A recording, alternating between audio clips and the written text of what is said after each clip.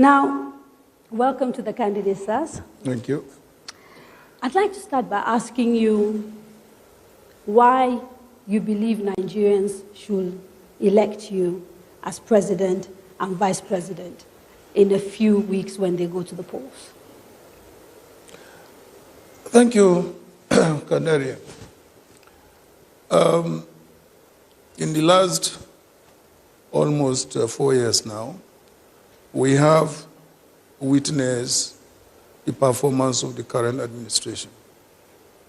And I believe Nigerians should be able to compare the records of achievements of the previous PDP administration and the current APC administration. In summary, the APC administration came into office with a promise to address 3 serious issues. One of which is to improve the economy, to fight corruption, and also to contain the Boko Haram insurgency in the Northeast. At the time they came in, Nigeria's economic performance was fairly good. Our GDP growth was about 6%. Immediately they came in, they took us into recession. And we are still getting out into recession. Our GDP growth now is about 2%. I don't think that's a good performance. So, secondly, when you go to the fight against corruption,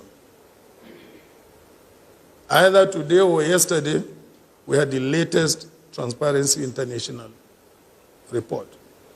We have not fared better than when the APC administration came into office. well, we've gone up 4 places. Yeah. So, they would argue actually there's been improvement. Yeah, yes. Okay. But when we come to the issue of security, let me learn, Kandaria. When we come to the issue of security, at the time they came in, the security challenge was restricted to the Northeast. Today it has spread to 2 other northern zones, Northwest and North Central. I don't think that's a good performance. So on the basis of that, I think Nigerians need to know that the current APC administration has really not performed to their expectations. Okay, so your estimation is that they're not doing well.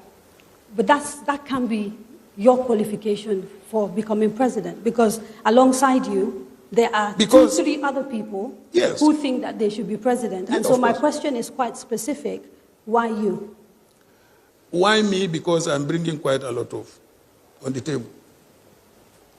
I would like to claim that amongst us, as far as experience is concerned, I'm the most experienced. Secondly, I'm also bringing my business experience, which I acquired over a long period, almost 2 decades after leaving public service. And of course, thirdly, I believe that I am a candidate for the future because I try to bridge the current generation with the future generation. Now, let me bring in Mr. Obi here. Alhaji Atiku has talked about the fact that he's a bridge between the future and the present. And yet he is, I believe, in his 70s. There was a time when you were very critical of candidates in their 70s. In fact, in a conversation I had with you, in an interview I did with you, you bemoaned the fact that Nigeria was having older candidates. And yet here you are contesting for office with a man of a certain age. Why is that? Well, Claire, let me go back and a bit and support the position of the candidate. Why him and why I should be there to support them. Today we have record insecurity that this country has not witnessed. We have record unemployment. We have 21 Nigerian youths unemployed in their productive age.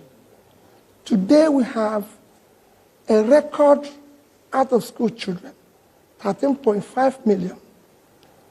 We have, if you look at all indices of development, it's gotten worse. Our HEI now is 157, which is one of the lowest. And inequality, we are 157 over 157.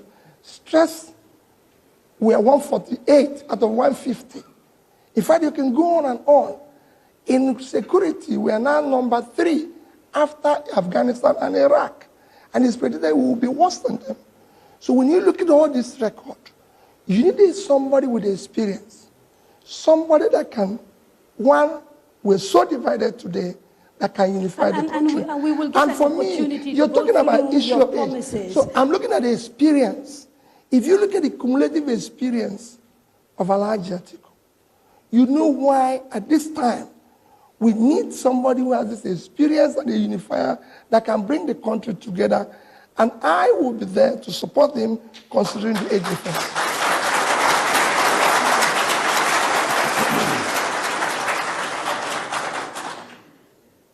When we talk about suitability of office, the biggest issue that comes up again and again when people talk about your candidacy is that of corruption. People allege that you have question marks around your integrity. So let me start by addressing that issue before we go into the question of your manifesto and the things that you want to do. Do you believe Nigeria has a corruption problem? Certainly, Nigeria has a corruption problem. There is no doubt about that. What in your view is corruption? Well, in my view, in corruption is the use of your privileged position to either enrich yourself or enrich your relatives or even your friends. Okay. And so would it be fair for us in other words, abuse of office. So would it be fair, therefore, using that definition, to examine your record in office vis-a-vis this definition, starting with your time as a custom officer at the Apapa ports and the setting up of a logistics company that did clearing and forwarding while you were in a custom officer? Would you consider that an abuse of office? Certainly not, because it was an issue of share purchase. And at that point, it was very, very lawful for any public officer to purchase shares. And this is exactly, you must remember, I don't know how old you were, but you must, you must remember there was the indigenization decree which was passed by the then military government, which allowed public officers to legitimately acquire shares in their attempt to indigenize most, of the companies that were operating at that time that were owned by expats. Okay, let me try and see if I can get this right, because the information in the public domain is not that this was an existing company in which you acquired shares. This is a company that you actually set up with an Italian shareholder, Mr. Volpi, and which you registered. And the primary job of that business was clearing and logistics. I'm sorry. At a time, let me ask, and then you can clarify. Because at a time when you were a customs officer who was responsible, actually, for making sure that the business of clearing and forwarding was done lawfully and that Nigeria was paid duty according to all the rules that were laid down. Now, is that information that's in the public domain accurate or not? It's not correct. Okay. Let me tell you. Nicotes at that time was not registered as a clearing and forwarding agency. It was a registered company to undertake logistics in oil and gas. And that is what it still does. No more, no less.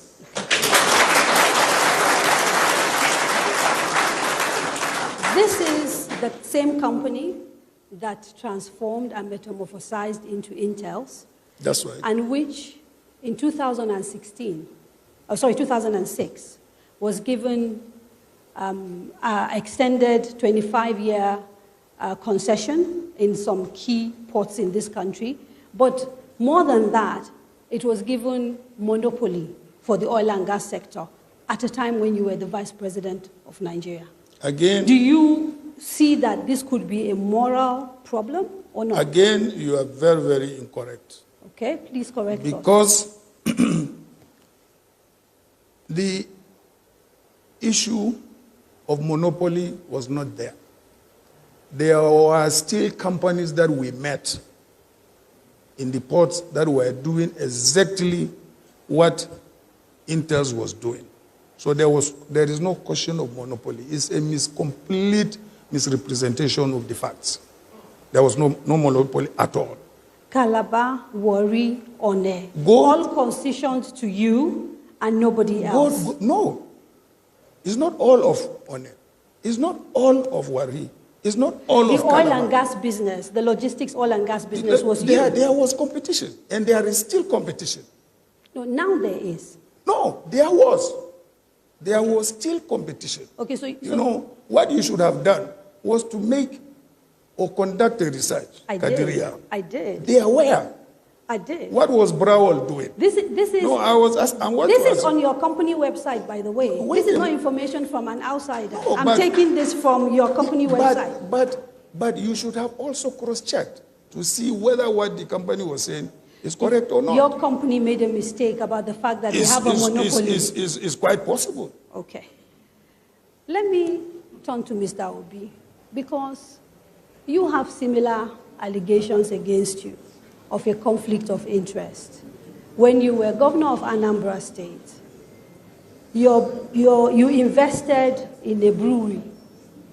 You put money worth about 2 billion naira of the state money in a brewery, Interfact, I think, beverages. Your company Next, according to the Corporate Affairs Commission, is a major shareholder in this particular brewery. How can you justify that you took money belonging to Anambra State and the people of Anambra State and invested it in a business in which you are a major shareholder? Thank you very much. I brought international brewers into Nigeria. SBM Miller. I brought them into Nigeria. And as the governor of the state, they built a greenfield facility in the state. And they came to me and said, as our partner, we want you to own 15% of this company. And I said to them, no. Right now, I'm a governor of a state. I know the future of this brewery. I want the state to own 10%. And since I'm no longer involved in this company, they can own 5%. Because they are putting $30 million of state money there, is now worth $100 million. And it's still there. And it's still there. No other state in this country has such investment. How much have you personally made from that brewery? I have no investment there, not 1 naira. No, hang on. Next is a business that is associated with you. And according to the Corporate Affairs Commission, Next is a shareholder. Go to Corporate Affairs today. If you see P2B as owner of 1 share, I didn't say 1 share. It doesn't exist. No. Next. Are you disassociating yourself from Thank you very much. Next is a family company started by my own parents. As a son, as their own child, I ran it at a time when I became governor. I had nothing to do with Next. Okay, so how much has your family made from the investment? Thank you very much. How much has your... No, see, this is a serious question. I'm sorry. I'm sorry. I am sorry. Please, very good question. Nigerians are watching this, okay? Very good question. Okay? No. Let's ask this question. You took money belonging to Anambra State government and put it in a company in which your family has interest. That's what you're telling me. No, let me tell you. Look at what you're saying.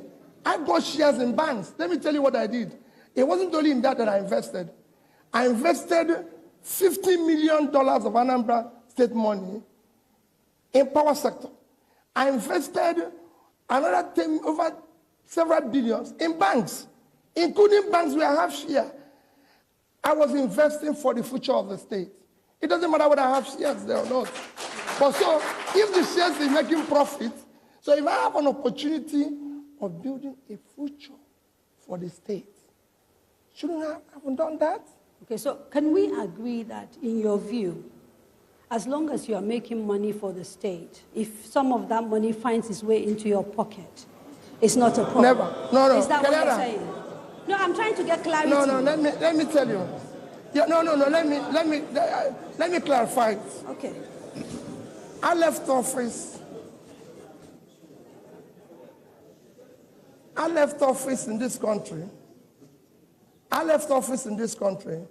Living in Anambra State with an investment and cash of 75 billion naira. It's never happened in this country. The day I left office, I had Infidelity Bank, $56 million, 12 billion naira for Anambra State. I had in Diamond Bank, $50 million, 12 billion naira for Anambra State. I had in Access Bank, $50 million, 12 billion naira for Anambra State. Show me in the history of this country where anybody has left 10% of that. Thank you. And we are going to come back and talk about, your track record as governor. But let me come back to Alhaji Atiku Abubakar. In your manifesto, you have a plan for tackling corruption, which you've agreed is a problem in this country. What is it? I'd like to hear what you plan to do. I have said that there is need for us to go by the adage of the English saying, which says, prevention is better than cure. We can have both going side by side. Punitive measures, preventive measures. And my point is that we should be able to introduce technology in our public service. We should be able to introduce technology even in the private sector, so that relationship between members of the public and government is not personal. I gave an example of the United Arab Emirates, whose citizens are not as educated as Nigeria. And yet, by introducing technology in their public service, they have virtually eliminated corruption in the sense that there is no personal contact between. You can stay in your room on your computer, apply for whatever license you want to apply, and you get approval. Okay, so basically you want to... So I really want... automate everything. Yes, right. To automate, the public service and make sure that contact to contact, which brings about the tendency, for corruption, that one is eliminated. If you eliminate that, then you would have succeeded in reducing the incidence of corruption to the barest minimum.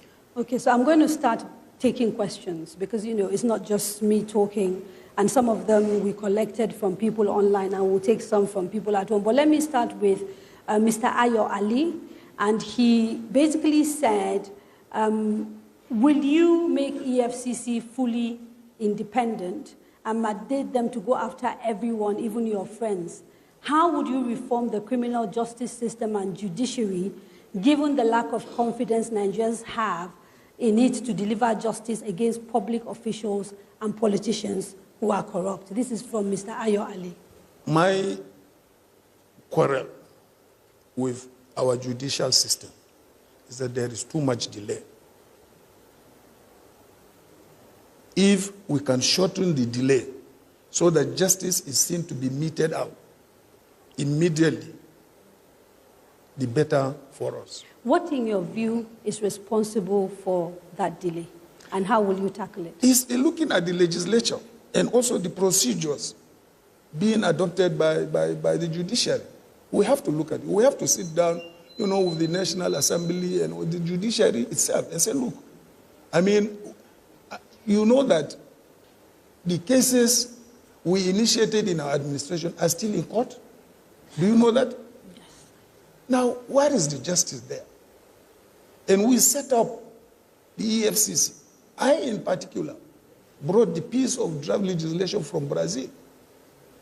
And it was based on that draft that EFCC legislation was crafted.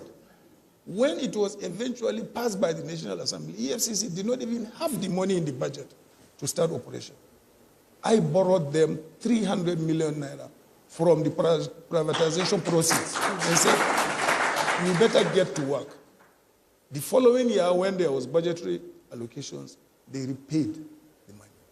So I believe the period that it takes, most of the convictions we are hearing today were cases that we started in our administration. We are going to have to take a quick break. Please don't go away.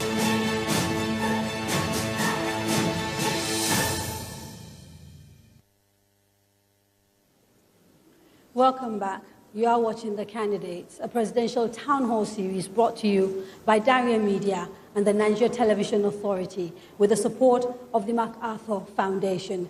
We are in conversation with the presidential and vice presidential candidates of the PDP. A quick reminder to those of you watching at home, you can still take part by sending your questions using the social media handles scrolling across the screen. We will do our best to ask the candidates as many questions as possible.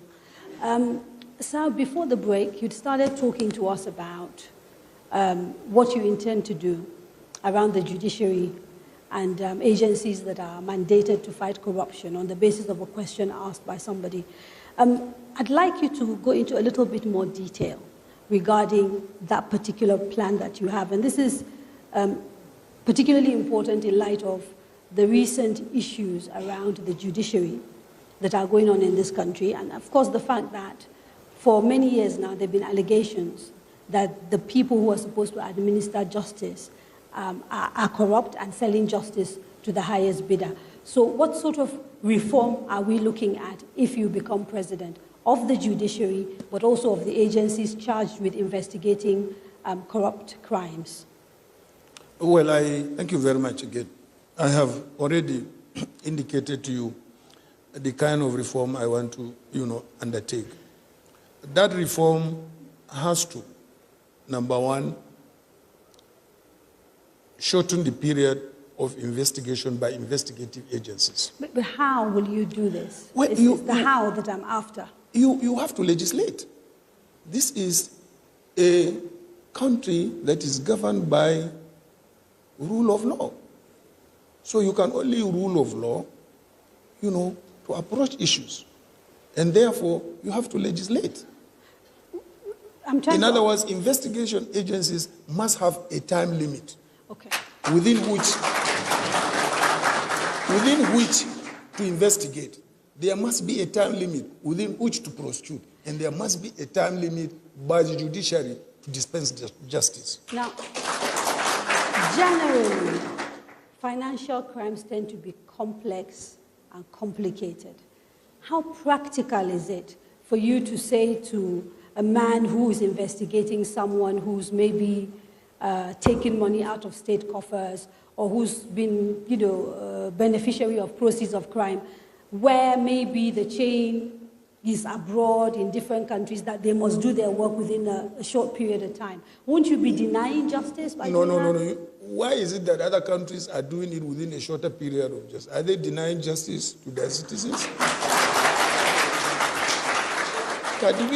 But there are no, what I'm trying to get at is that, so in other countries it could take this much or it could take this much. We've seen them investigate crimes that have taken many, many years. Yes. And eventually bring people to book. In other words, there are no statute of limitations for certain types of crimes. What you seem to be suggesting is that you want to put some sort of statute of limitation. Not necessarily, because I don't like even statute of limitations. Because sometimes you let criminals go. Why? Why, in this era of technology, what financial investigations will not be able to do within a specified, reasonable period of time. I believe it is doable. Honestly. If you become president today, what about existing cases? What are you going to do about them? I believe there will be need for dialogue between the various branches of government. Look, we are at a very, very crisis point in this country on the issue of fight against corruption. We can't afford delays. Before we review our procedures and our laws, I think there is need we do something immediately. And I believe everybody will understand if you really intend to fight corruption. Would you consider an amnesty where you say to people who've been involved in corrupt practices that bring back money and we draw a line, and then going forward, we begin to implement ABC? Why not? I give you an example of Turkey. Turkey gave an amnesty, and all the money abroad came back to Turkey, and the government said, when you bring the money, there is even no taxation. We want you to invest in manufacturing, we want you to invest in technology, we want you to invest in real estate. And look at Turkey today. It's like any other European country in terms of its development. And then they drew a line. Why not? We could consider it. No, but have you considered it? Personally, yes. Personally, I have considered it. Okay. Why not? You will realize that for a few Nigerians, this will be problematic. Yes, it will because be. It sounds like it will be, but a way of trying to allow those who've stolen money to get away with it. What have they been able to achieve? Let me tell you what we achieved when we came into the office to fight corruption. There was a recovery panel set up by President Obasanjo under my chairmanship, myself, the Attorney General, and the National Security Advisor. And by calling various people who have been alleged to have stolen money, we recovered over $4 billion which we paid back into the treasury. If you were to go and prosecute these people, up till now, you will still be prosecuting them, and that money would have been denied you. So, I mean, there are a number of options. The moral issue with that, though, is that in many ways people say there are two problems. First is that corruption then looks as if it pays. And so therefore, people are not, there's no deterrent for people because they feel that if they steal, there's always going to be an opportunity for them to be able to make a deal and come back because they're bringing money back. And then you're sort of sending the wrong signals as well to people who are coming up because we now have a culture and people are trying to change that culture. It all depends on what you want to achieve, whether it is moral rectitude you want to achieve or you want to see a fast development of your country from proceeds of corruption and so on and so forth. It all depends on what you want to achieve. I'm going to take a few questions from the audience. The lady in pink, the gentleman over here with the glasses, right at the back, the lady in the black scarf, and then the gentleman, in the glasses as well. 4 of you, then we'll come back to the candidates. Please keep it short because there are a lot of people that want to talk.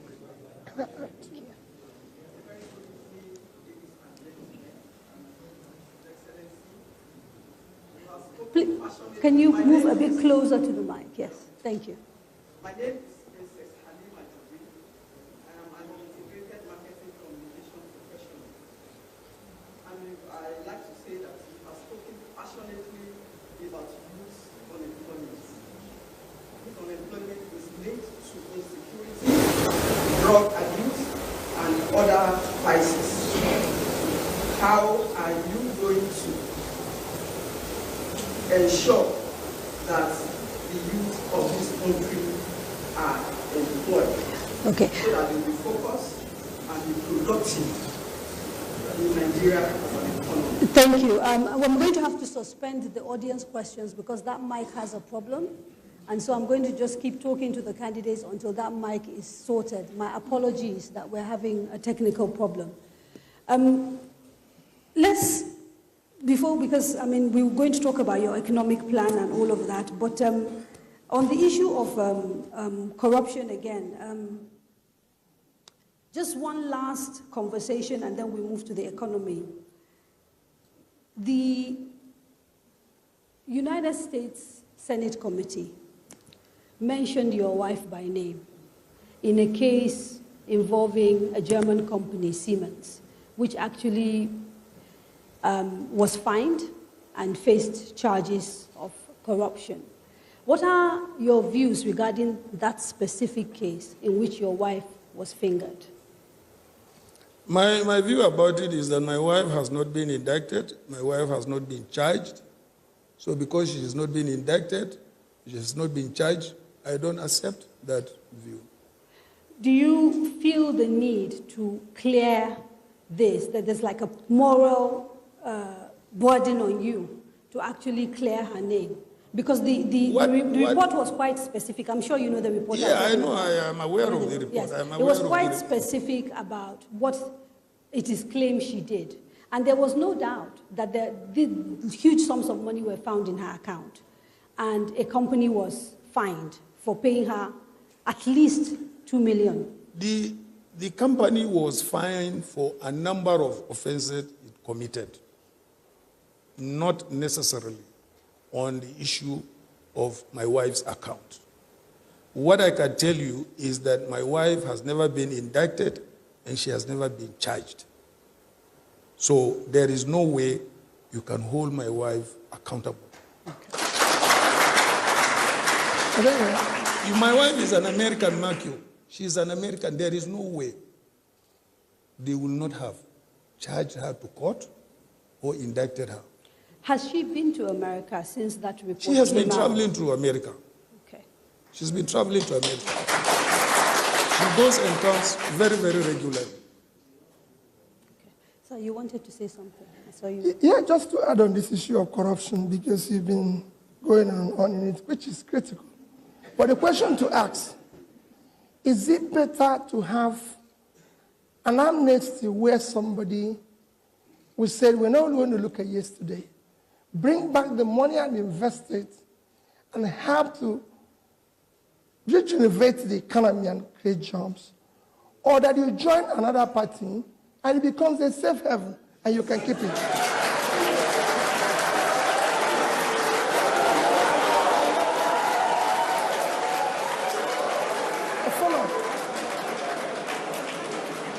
A follow-up. Okay. This is... Not just a follow-up. Not just a follow-up. We have had issue of fighting corruption and the noise associated with it. Where you took over an economy that was $520 billion with a per capita for every Nigerian of 2,500. And you abandoned about growing the economy and was busy chasing what seemingly does not exist in your people. And then you ended up not recovering even $5 billion, okay, and the economy have lost okay, so 120-something billion. There are two issues. We're now where every Nigerian per capita is below 2,000. Okay, so let's deal. So we have all lost $500. So let's deal while you're busy, not adding anything. Okay, so let's deal with the two issues. The issue of the economy, which other critics will argue is actually a direct result of 16 years of a PDP government, and we'll come back to that. But starting with the issue that you made about, when you said that, is it better to do an amnesty? Or part of the problem that many Nigerians have is that actually they don't see any daylight between the PDP and the APC. No, as far as they are concerned, you are the same. Let me tell you, because you keep moving. No, let me finish. The Nigerian politician seems to have no issues moving from one party to the other, depending on which party is going to allow him to contest. And the two of you sitting here are no exception. There actually is. Who is an exception, if I may ask you? Is it President Buhari, who had 4 parties? Who is an exception?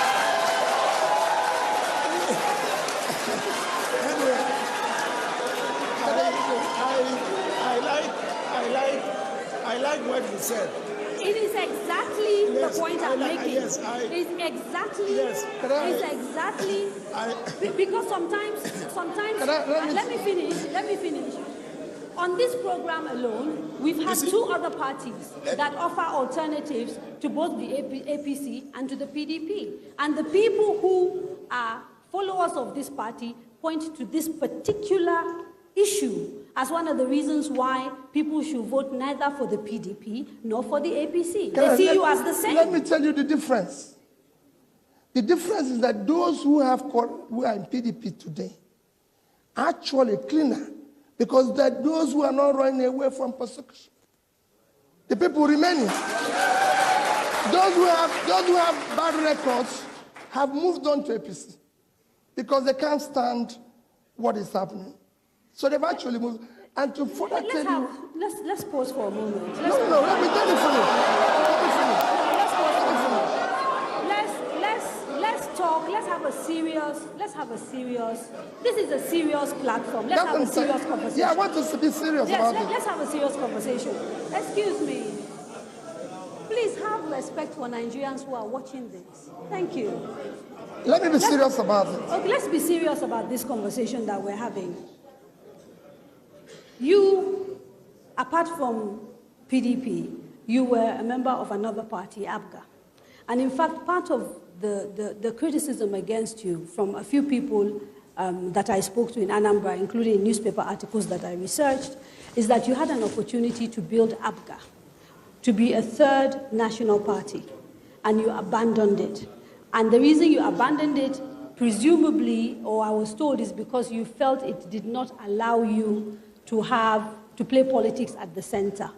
So I'm trying to understand this issue of Nigerian politicians who... No, what is wrong in that? If I have to go to London, Canary, and I have a vehicle, and I can drive my car from Lagos, from Onitsha to Lagos, and I found that I can't drive the same car to London and join a plane, what is wrong in it?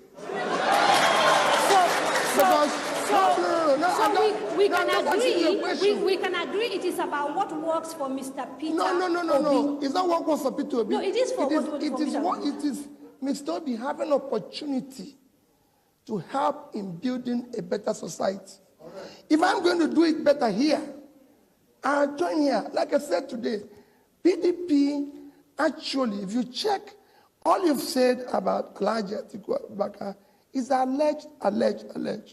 Even when he went to America, they shouted that before he comes back, he will face question. He has since come back, no question. But I can tell you, if you go on the other side, and you can see it everywhere.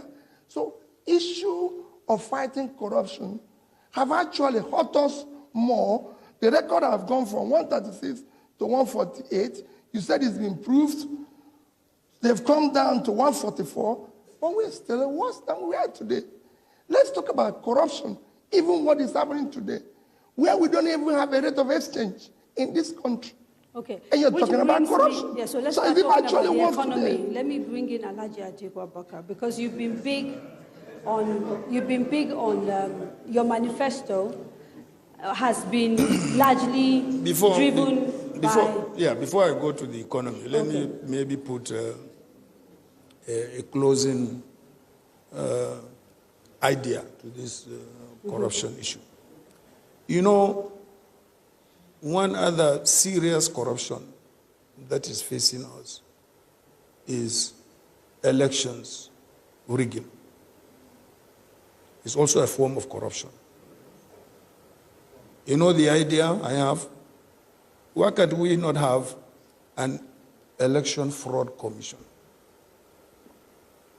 So that we bring to book any individual, whether he's a member of any political party, or a member of INEC, or even a member of the security services, who infringes any electoral act. But I think the courts are already, we've just had INEC workers that took bribe during the last election process. This is like approaching the corruption issue, because it is becoming a very serious issue.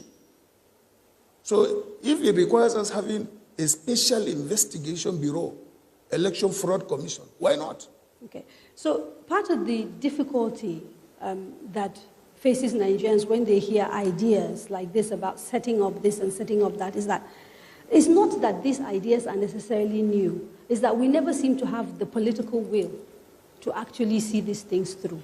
So people come You know where the political will ideas. is? You know where the political is? Here. Two of us. Why? Why? Why? Because we have been successful, both in government, in public, and in private.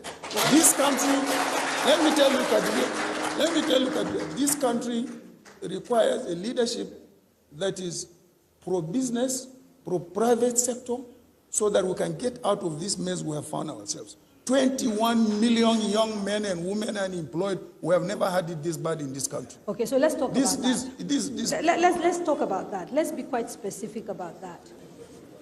What are you going to do about that? You keep talking about making Nigeria better in specific terms, because talking about the economy in terms of private sector led seems as if you're trying to build a government for the rich, by the rich.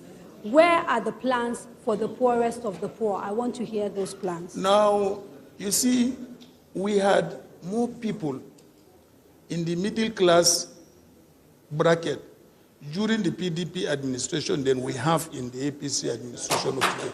The middle class is completely eliminated. I'm not necessarily...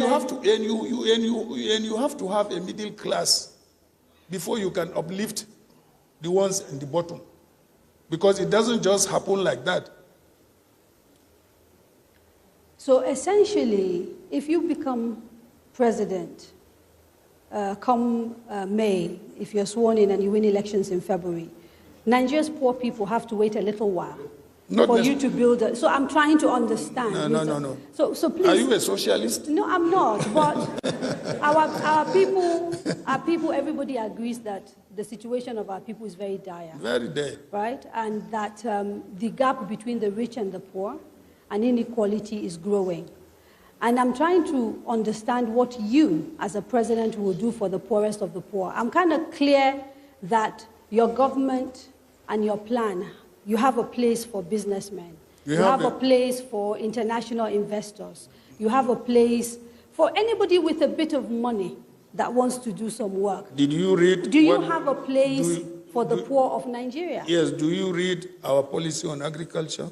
I'm trying to look at it now, but it's short on the how. No, it's short on the how. Let me tell you. It's short on the how. Yes. Now, and it's not that different from what has been done before. One of our major plans is to create jobs. And the greatest job creation sector in this country is the agri sector. And our agri policy seeks to really empower the farmers to be more commercially oriented. Where they cannot, we have a system whereby they will be supported and assisted, to be. I have never seen a... How is it different from the current Anchor Borrowers Program and NISRAL, which is being run out of the But the Anchor Borrowers go to KBNC. Go to KBNC, whether it's not fake. It's fake. That's not what some people say. You go to KB too, you see the rice farmers as well. Yes, you have the rice farmers, but how many of them? Few of them like that. So instead of them to expand. Okay, so it's the same program, but you will just do it better. In fact, the PDP was doing it better. When we introduced the purchase of fertilizer on your mobile phone, and we had our agricultural output was much higher than the present administration. Okay, let me ask about, because I'm really concerned about your manifesto as it pertains to private sector driven economic growth, because your policy document talks about lifting up to 50 million out of poverty by 2025. But again, I'm not sure that I am understanding the how. Okay. The how is a little bit, iffy. Okay. Let me give you just one illustration what I tried to do, locally. Kadiria, I set up a few years ago a microfinance bank. I brought in somebody from Bangladesh. You know, when it comes to the issue of microfinance, they are the best experts in the world.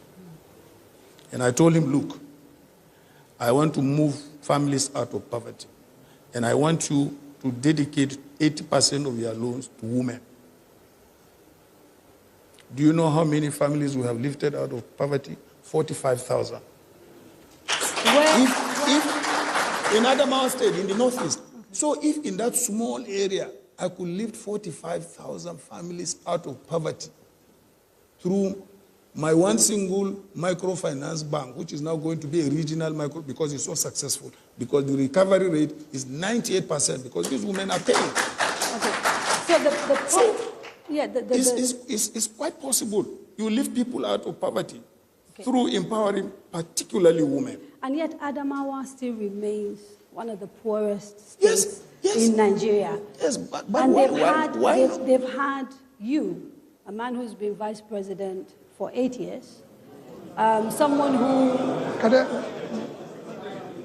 I am going to ask the questions no matter how you shout, so you might as well just let me talk. I am going to ask the questions. Ask.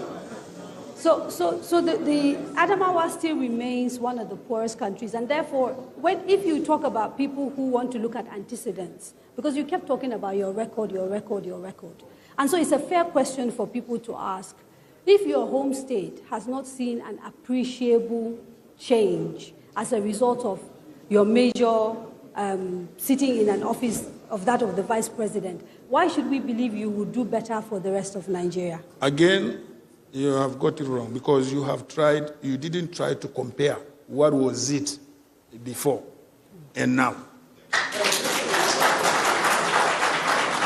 Today, give us the numbers. I may not be able to give you the numbers, but today... So I can tell you. Oh, well, you can tell me, but then you have to convince me that you have the right... I have the numbers. So Adamawa has, for the last 20 years, come in sort of 26th, 27th in the index of poor states in Nigeria. It hasn't shifted much. Maybe one place in the last 20 years. Then it cannot be one place in the last 20 years. It must be maybe in the last 10 years. No, I'm talking about 20 years. I looked at the numbers before coming in here. Because it's one of the things that I wanted to talk to you about. But it has shifted. As it is your state. But it is shifted. A little bit. So one single individual is able to make that shift. So imagine if it is. But isn't that part of the problem, actually? That how? In all your influence, you've not been able to build another you in Adamawa or someone close to you. Do you know how long it took me? That is all about you. Do you know how long it took me to be what I am? Do you know from what background I came? Okay. So I was told when I was researching this that there are two major employers in Adamawa. One is the state government, and the second is you. Yeah. And part of the conversation we had was how come the economy of Adamawa is not getting bigger enough. This is a place, like you pointed out, rich in agriculture and a lot of other things. And yet people are stuck in poverty. They've had people at the highest possible office. And this is the conversation. And the same thing with Anambra, because you talked about leaving money in your coffers. The problem people say is, yes, you left money, but actually the kind of things that you could have done. So you built roads. These are like mundane things that anybody with a bit of money could have done. And that there's nothing tangible that could transform Anambra that you did while you were in office. How will you respond to that? Let me go back to the issue where you discussed about job creation and about what you said about Alhaji Atiku. You showed it clearly that in Adamawa, the two major employers is government and him. Let me tell you what you've said. You've actually said that as an individual, he's made a success of his life. And are using that experience, Kadere, if a person can manage a kobo, he can manage an era. You've shown success in her own little space. And using this experience, he wants to transform it into a national issue. The people who are there today and those who are arguing don't have such experience. So they don't have such experience. You cannot say of any other presidential candidate that after his state, he's the major employer. Show me one. None of them. So you have now seen what I'm saying about his experience.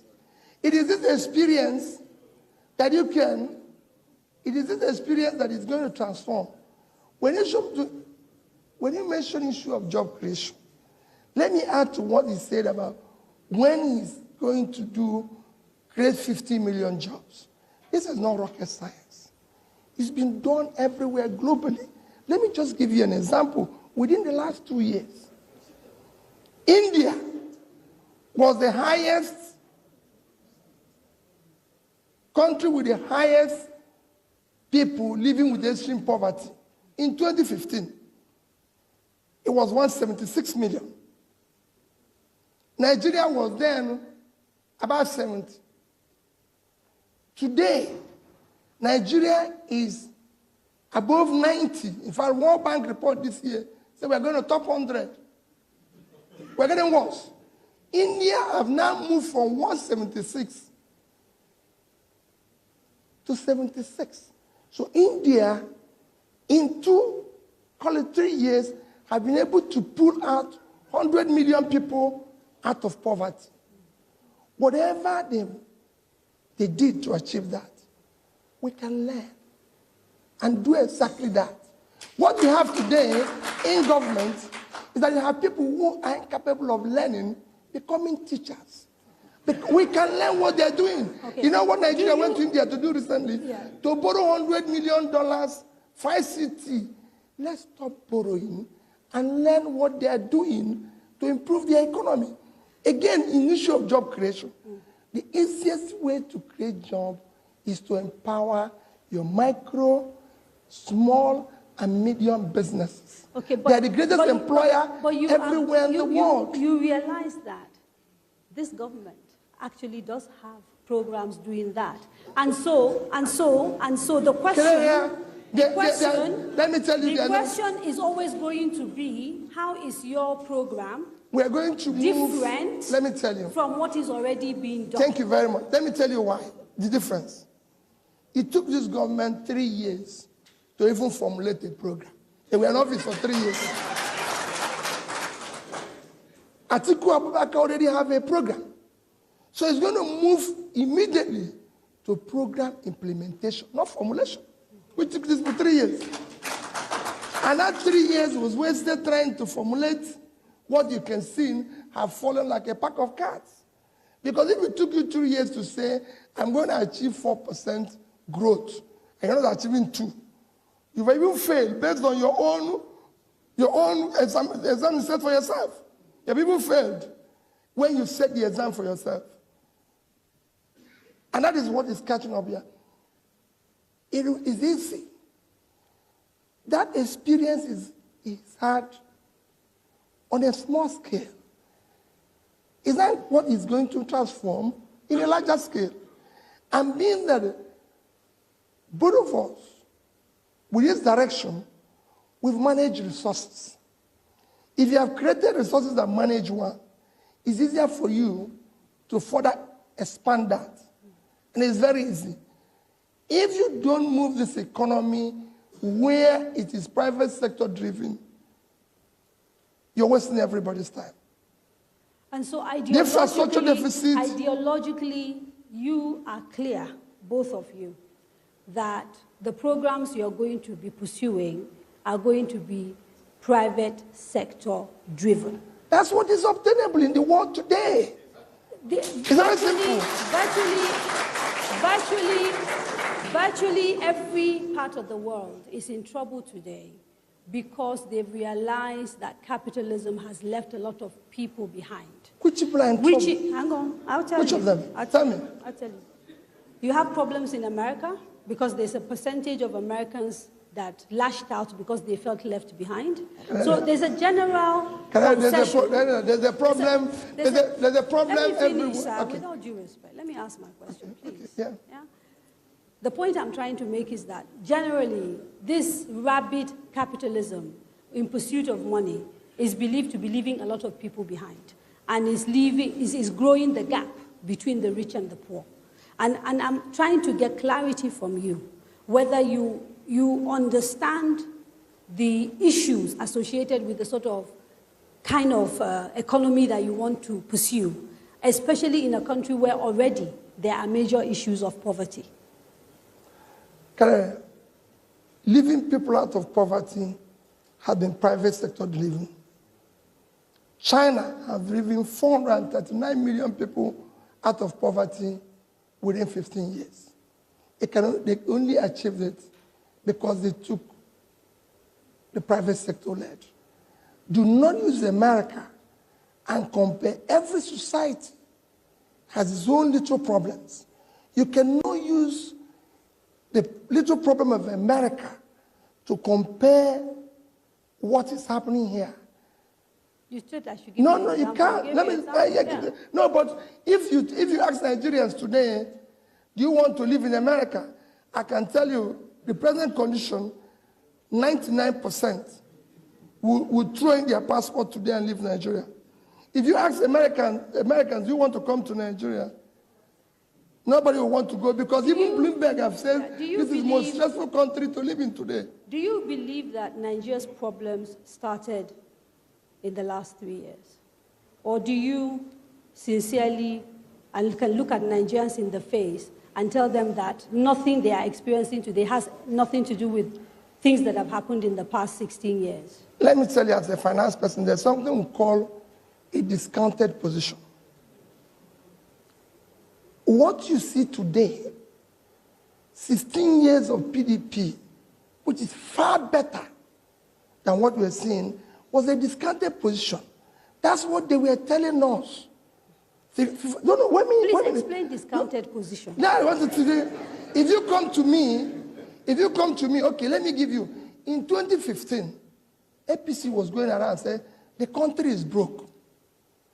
The country's economy is collapsed. There's insecurity. There's this. They promised us to make Naira 1 to 1. We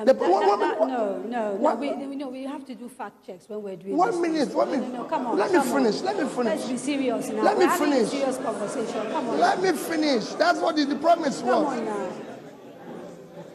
Come on now. Okay, let me finish. They promised that they will end Boko Haram in 6 months. They promised that they're going to give Nigerians power. They promised the issue of fuel being 47 naira. They promised, go and check what we see today. All we're saying is, let's look at your promises and know those. They promised to create 3 million jobs. And we've lost 13 million jobs. Yeah, okay, so it's difficult because obviously if I'm not an APC person and I can't keep trying to, it would be nice if we focus on what you are doing. The simple reason being, anytime I push back at you, it will look as if I'm trying to speak for the APC, and I don't want to. Okay, let me tell you what we're doing. Exactly. So let's focus on what you are doing. Let me tell you what why it is different from what obtains. Thank you.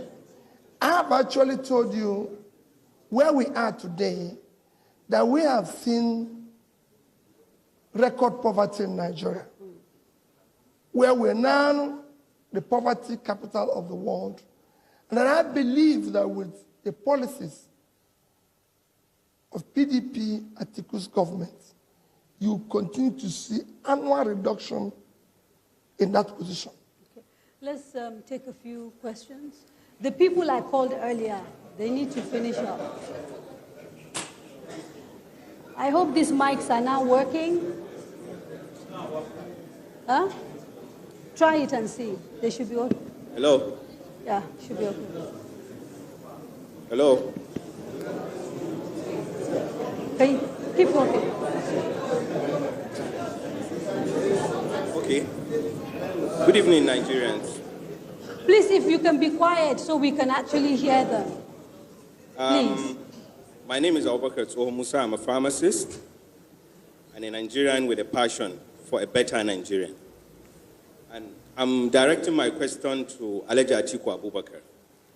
And it's regarding employment and job creation, because that's what you keep mentioning. And as a successful businessman, I'll put it this way. I'm an applicant applying to work in your successful company. And after passing through some processes, your HR department, that's the human resource department, asked me to provide a referee from my previous place of work to enable me secure the job. And I have something to say. This is the response of my employer, whom I've worked with for the past 8 years. And this is what he has to say, and I quote: his propensity to corruption, his tendency to disloyalty, his inability to say and stick to the truth all the time, his propensity for poor judgment, his belief and reliance on marabout, his lack of transparency, his trust in money to buy his way on all issues, and his readiness to sacrifice morality, integrity, propriety, truth, national interest for self and selfish interest.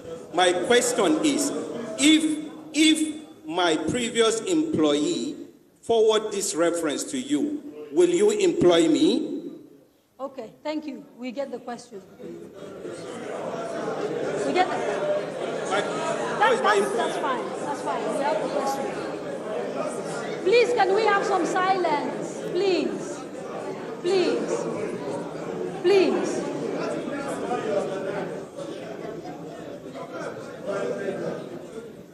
Good evening. Good evening. My name is Shankila. Your Excellency, you have already identified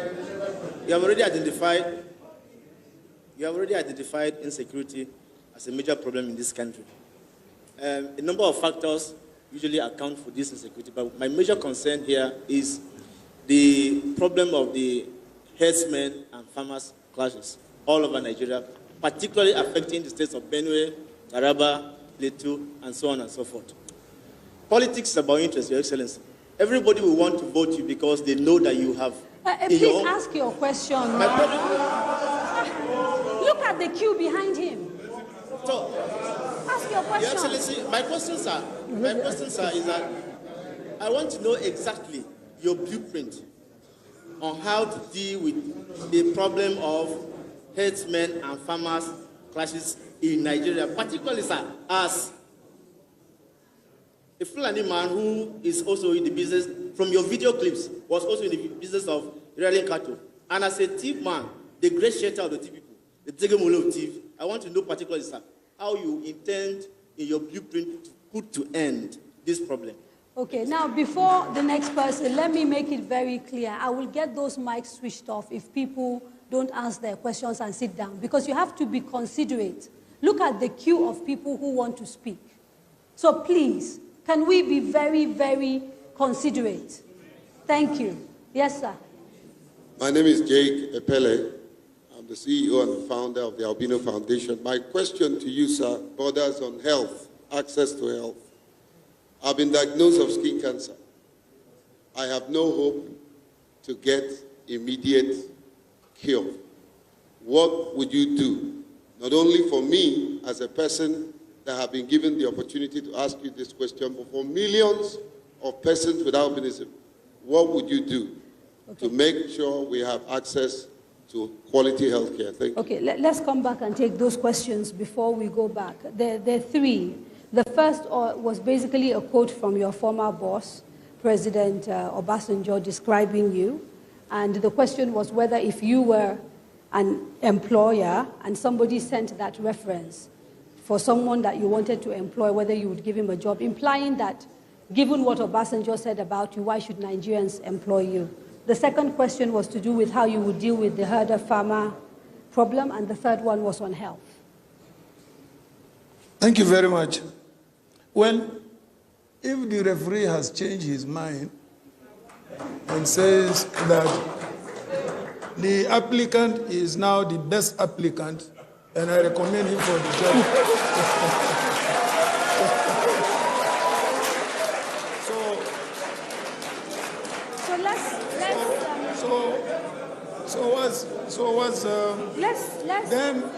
Let's interrogate that a little before we pass through. Let's interrogate that a little.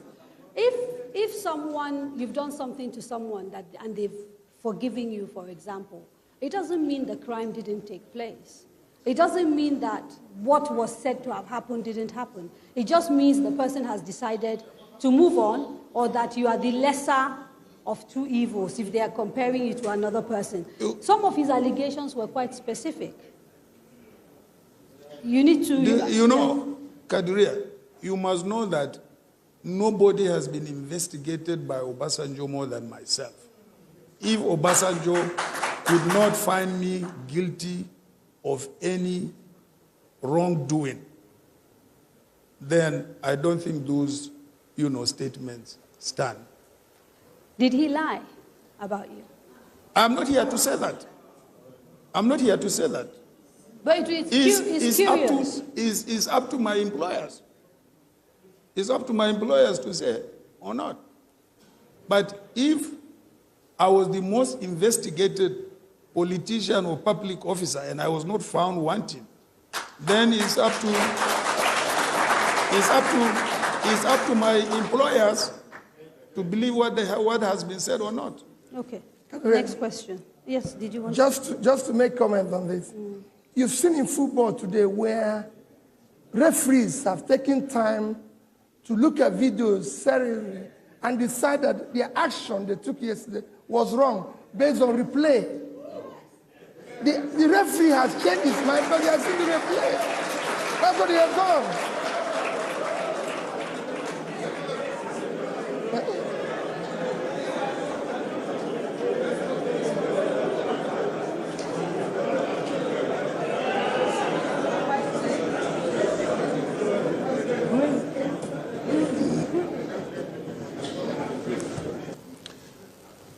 Thank you very much for asking the issue of farmer-herdsman clash. I believe that the best solution to the farmer-herdsman clash is to try and enlighten our herdsmen on the use of feeding lots. And these feeding lots can conveniently be established all over the country, because we have a number of, factories that are producing animal feeds, livestock feeds. There is need for an extensive public enlightenment to these herders. To adopt this solution is a way, to minimizing as much as possible the herdsmen-farmers clash. It is an old conflict dating back to the years of the prophets. America has faced the same thing. Eventually, the solution they found was the establishment of feeding lots all over the country. So there, even the herders will find that their cattle have more milk and more beef. And therefore they can earn, in fact, better income or more income if they adopt that system. So explain the system a little bit more. Is it something that you put on the normal grazing routes? How does it work? Because these are people who are nomadic, yes, who are used to moving. So yes, maybe you can explain a little bit more. How I explain is that each, let's say state government, through extension services, can enlighten the herders. It used to happen before, only that it's been abandoned. And if you enlighten the herders, and then you teach them how they can remain in one place with the feedlots, it costs a little bit of money. But the money the income they are going to generate from the milk and the beef will far, exceed, their expenses in buying the feeds, the livestock feeds. So it's going to be a change of life for them. They become sedentary instead of moving. Yes, completely. It has to be over a period of time. But you realize that there are those who will not like that. That actually it is their way of life. I believe majority of, when we introduced nomadic education, at least we were able to get them to settle in one place. Not until the nomadic education process or system was abandoned. And then they started roaming about. Now, some states... I have a guy who is today, a PhD holder. He started from nomadic school. Okay, so there are states, for example, that have indicated they really do not want the presence of herders within their land. And they've brought in laws like the anti-grazing law in Benue. What is your position on that sort of law? We have to look at the constitutionality of those laws. I'm not sure whether they come with the provisions of our constitution, which guarantees, free movement and the right to reside wherever you decide to live in a country and so on and so forth. So we have to look at this. Okay. Yes. Now, talking about free movement, Mr. Obi, as governor, you deported beggars from Anambra State. Deported? Yes. You deported beggars. No. To Akwa back to their state of origin. Never. Somebody deported from Lagos. No. And I challenged it. No, you deported from Anambra. Let me tell you. So what happened? I was the person who complained about somebody deporting beggars from their state. You never took beggars to Akwa Ibom? In fact, they're welcomed because they're citizens of the place. You know, my wife is from Akwa Ibom. How can I deport people to their state? That's what I suffer.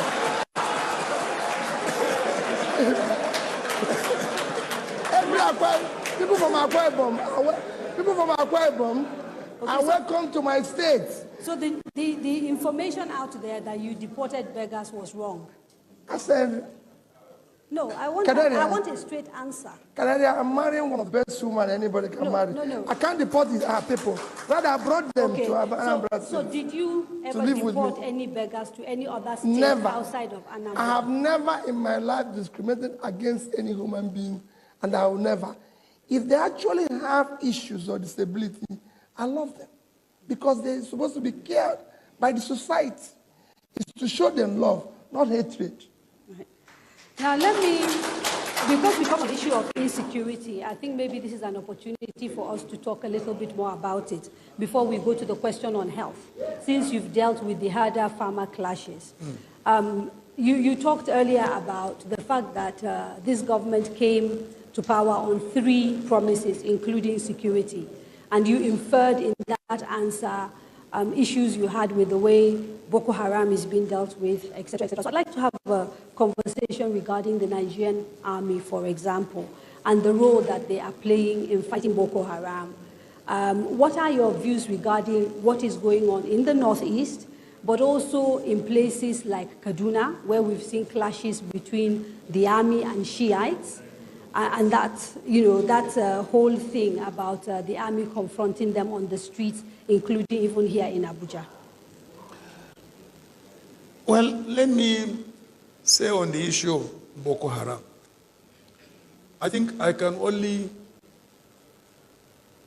assume the complaints by the fighting military, is the reason why we witness setbacks. And that is lack of equipment, lack of welfare to the fighting troops, and so on and so forth. If that is the case, then we have to review and make sure that adequate equipment in terms of confronting, terrorists are really made available, to these ordinary soldiers who sacrifice their lives to keep us safe. The allegation is that the hierarchy of the military is involved in corruption. We've read, various allegations. They haven't been proven. Would you be willing to investigate the hierarchy of the military? More than willing. Okay. More than willing. Believe me, if you are a commander and I have given you all what you require in terms of equipment, in terms of welfare of your troops, and then you are overrun, I will deal with you. I will ask you, you have failed, go. If you don't go, then there are consequences. We cannot continue to accept that kind of situation whereby, commanders lose lives, lose equipment, to terrorists, and then nothing happens to them. Okay. What about the Shiite issue? The Shiite issue, I do not see any role for the military there. If the Shiites have misbehaved, let the police step in. I just can't even understand how the military got involved there. They said because the Shiites blocked them. If the Shiites block them, all what you need to do is invite the police. Okay, so because it's policing aspect. It's not a military aspect. So groups like Amnesty International have repeatedly called for members of the military that were involved both in the killings in Zaria as well as the more recent killings in Abuja to be arrested and prosecuted for murder and for, in some cases, they say genocide. Is this something you are willing to consider? If you I don't know what evidence the Amnesty International has, so I cannot work on that. But you'll be willing to investigate? I will be willing to investigate. Okay. For sure. Right. So specifically with the Northeast problem, you've talked about equipment and more... welfare, training. What else? Training, these are things that motivate troops. Good training, good equipment, good welfare. Is the solution in your head a wholly militaristic solution or not? Of course, it has to be, a mixed grill of giving the right kind of political leadership and also the right kind of military leadership, to confront the situation. Okay, sir. The question on health, so that we can go back to the audience. The question of health, we have not been investing in health, just like I said, we have not been investing enough in education. That's why we find ourselves where we have found ourselves today. It requires more investment in health, and if you go into our, policy document, you will find that we are committed to investing more in healthcare. And again, this is an area where I am also involved, because currently I have, an agreement with the Saudi German hospital to set up a hospital here in Abuja. In fact, we have started, we have set up, the consultancy, the clinical aspect of it. In the next 1 year or two, we'll set up 100 beds hospital. So you need again here to bring in private sector investment. Besides, committing more funds, to public health. In countries where we've seen private health privatized, the poorest of the poor don't seem to be able to do well because healthcare is very expensive. I don't believe it should be privatized. I mean, it should be a private sector and public sector. It should be a mixed grade, because our people may not be able, definitely will not be able to afford. So government should spend more money on healthcare. No doubt about because it sounds like you are thinking through it now as you are sitting here. No, not thinking through it. Okay. Read our policy document. You find that both approaches are advocated there. Okay, so who will get the private sector care? Who will get the one from the public sector? I'm trying to understand the details. The private sector, those who can afford, either through their own resources or through insurance. So how will government decide who to give health care to and who not to give health care to? Government should be able to know who are at the lowest income ladder. We know our poor people. We know those who can afford, we know those who cannot afford. I'm trying to understand how you run the scheme. There are like practical ways of rolling out programs like that. Okay, you see, there is something that I have also instituted locally in my place, what I call the Paupers Fund. In other words, from time to time, I deposit a certain amount of money at the Federal Medical Center in Yola, and I appoint a committee of very credible people. I say, manage it.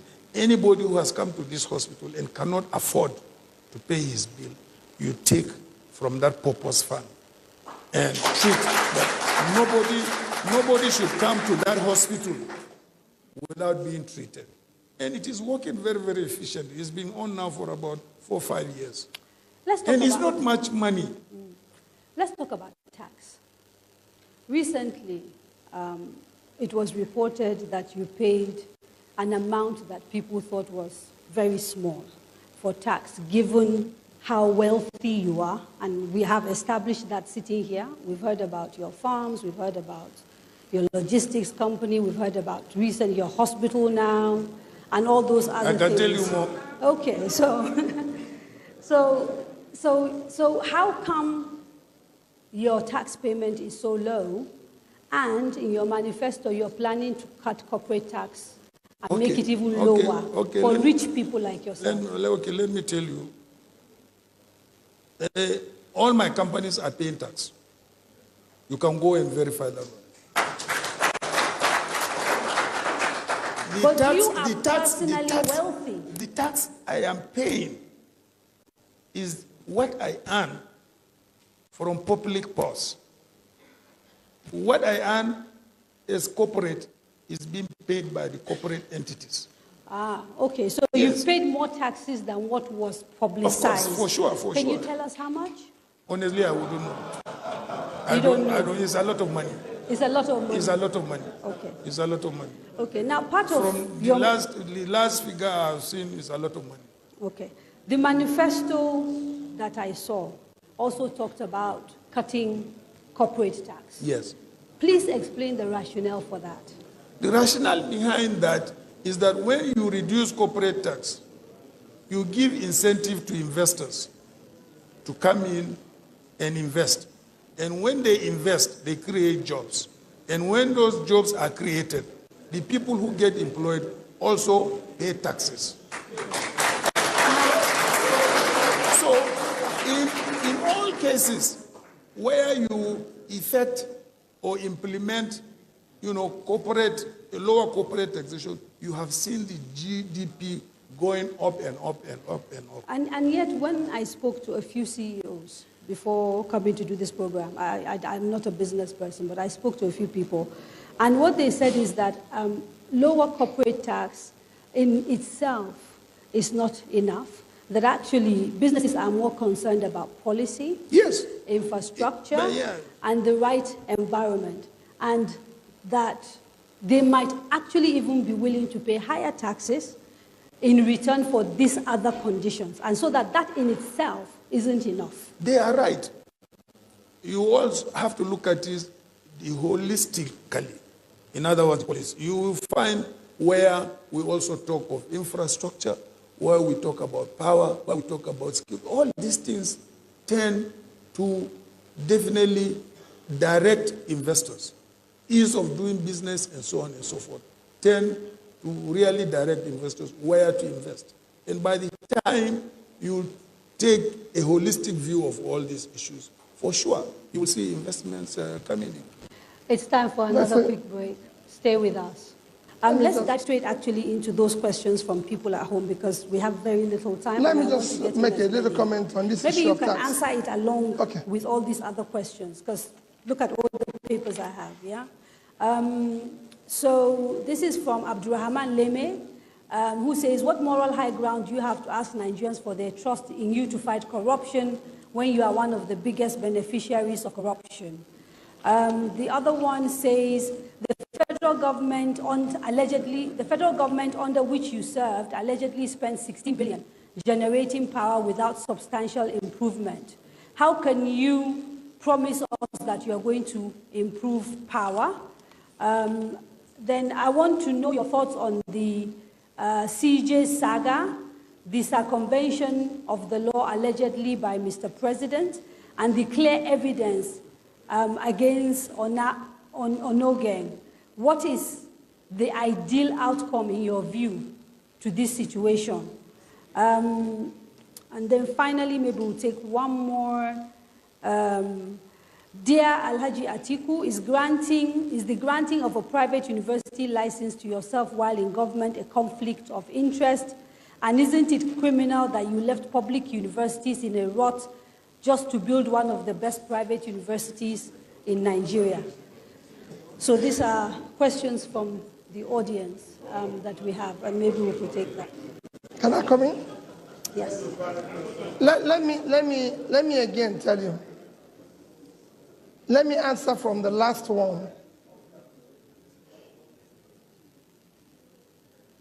He built a private university. Tell me who else among his class that built one. And to show you that he wasn't building the university for money, he built it in Adamawa. He had opportunity as vice president to take land in Abuja and build it, or build it in Lagos. He saw the imperative of education for development and went to develop an area that shouldn't have been developed. I want us to deviate. Can I ask a quick question on education, please? Yeah? Yes, go on. Let me ask a quick question on education. When you are in a country like Nigeria, where public education has become really poor, and I think virtually all of us here are beneficiaries of public school, the general hope is that people in public office would actually focus on fixing public schools, the same public schools that they benefited from, as opposed to setting up private institutions that are only affordable to a few. Isn't that really an important issue to look at? Let me help you. Under PDP, they started universal basic education. Even went to tax companies to put them 2%, establish that office to be able to educate the people. And it was actually partnering with states in order to educate their people. Go and look at all the states that are doing badly today. They're from one party. So if you look at what PDP has done, because you look at the 16 years of PDP, like you just said, they spent 16 billion and there's no power. One, that is lying. But let me even tell you. This is according to a 2008 National Assembly report. Let me even tell you. It's not from any number that thank we you just very put much. it out. Let me even tell you. $16 billion Yes. as at the time PDP was in government, at an approximate rate of 150, is 2.4 trillion. This particular government have in the past, in 2016 and 2017, borrowed a total of 7,428 million and said it's for capital vote. So they've done as bad. No, wait, they've done as bad as let me finish. They've done as bad as No, let me finish. I just want to finish. Let me just finish. They have borrowed 7,428 billion and said it's for capital vote. The capital expenditure in 2016 is 1.2 trillion. The capital expenditure in 2017 by demo is 1.5. So assuming that was actually expended, there's almost 5 trillion unaccounted for. To even further expatiate on that issue. But we're now talking about, hang on. We're now talking about what PDP did and now what APC did. So essentially you're saying you did badly, they did worse, so Nigerians should be looking for third option? Thank you. No, let me come into that. Even part of those who were part of what you said that was bad, I said they've moved on to the side. So those who are remaining here are those who are committed to doing it better. Let me tell you what your power. APC has never invested 1 kobo in power. In the past 4 years, all they are talking now about, all you see anything about power today, were those investments that PDP did. And even to implement it, they didn't fall in it. Okay. So what they've done is that is PDP continuation a problem in government? PDP can even show you I'm asking, where they spent those 16. Is it your view that continuation in government is a problem? Meaning, if you come into government today, will you truncate everything that has been started by a previous administration? Let me tell you. Let me give you an example. You saw APC commissioning airports. They did not put 1 naira in those airports. It was loan obtained by PDP, counterpart funding fully paid. They only came and delayed the project. And then now that the election is coming, they are commissioning. Okay. You saw them talking about train. We've got 10 minutes and we have a few questions. Yeah? So try and... I was going to go to issue of because tax. I want to go back to Alhaji Atiku. I want to go back to issue of tax because he talked about tax. Okay. I'm taking his authority to say what I'm saying here because he is in charge. And I'm taking his authority to do that. Now I'm saying, if you're talking about the issue of tax and lowering tax, look at all the places where there have been fast development. Let's take issue of Dubai. It was a desert when they told everybody no tax, nothing. The world came there. So when you lower tax, the world will come in. And if you're talking about private sector-driven economy, you need the private sectors to come and invest. So what Let me tell you what the private sector... your programs if you lower tax, you are a mono economy, and yet you keep talking about these ambitious programs that you are going to run? Where is the money going to come from? Let me tell you where the money will come from. This is what I'm saying. Let me tell you where the money is going to come from. And I've used 2 economies in Africa to tell you. The budget of South Africa is $120 billion, 55 million people. The budget of Nigeria is 30 billion, 198 million people. What it didn't show is the missing link. The missing link is that South Africa have put their economy, knowing the deficit and everything, that everything has to be driven by private sector. So it reduces corruption. So instead of going to build airports, build ports where you have to put in your relations and everything to run them, you put it in a private sector hand where they can go to the capital market, borrow money, do it more efficiently. It helps your capital market to grow. It helps the system. By that, you create more jobs, like what you were talking about. Okay. Quick questions, because I'm told, they're in my ear telling me we're about to wrap up. And so I have to ask 2 very quick questions. Because you've raised the issue of privatization, you were the head of the Economic Council during your time as vice president. Some of the privatization that took place under your watch left a lot to be desired. And I'll give you 2 quick examples. Alscon in Ikot Abasi, a facility that was built for close to $3.5 billion, sold for 250 million naira, $250 million, way below market price. Then we have issues of when NITA was privatized, only this year we started paying pensioners. So people are saying actually privatization under you was a bit of a mixed bag. It's not this big success that is being touted. What's your response to that? Well, in any policy that you implement, you are bound to find, some mistakes here and there. But in the overall, so you admit to mistakes. Overall, if you look at the reform, of our government and also the privatization policy, you find that it's a huge success. It's a huge success. What did you do then that you will not do on your second coming? Do you have any regrets? Are there any things that when you look back and you think, well, I've learned from that, and if I come back as president, I will avoid this? Yeah, I'll give you an example. You are talking about education. When we were in office, we sent a bill to the National Assembly to make education compulsory for every Nigerian child from primary to secondary education. But education is virtually a state and local government affair. And as a result of that legislation, we established the UBE and also imposed taxes. And all this revenue is remitted to states and local governments to help educate these poor Nigerians who cannot get education. Eventually, most of this money was mismanaged at the state level and local government levels.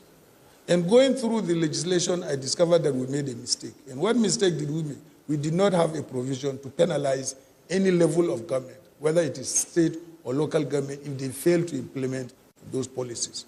And I think if I have another opportunity, I will return the law to the National Assembly. I said, look, insert a penalty clause where a state is giving money or local government is giving money to invest in education or public education, and it decides not to do, we will have the right to penalize or take their money from even the profession and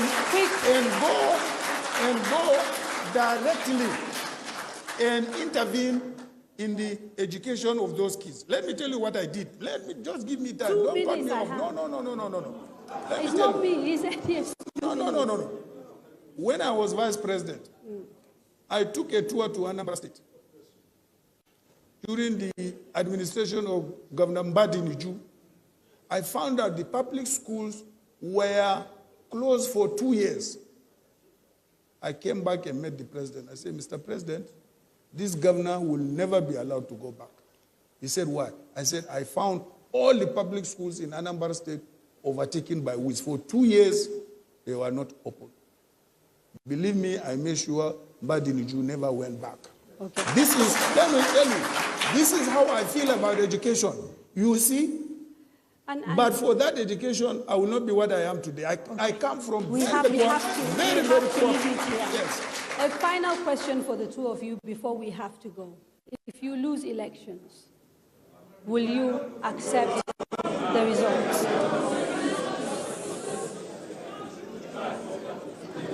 If the elections are judged to be free, fair, and credible, why not? I have lost elections before and I had admitted.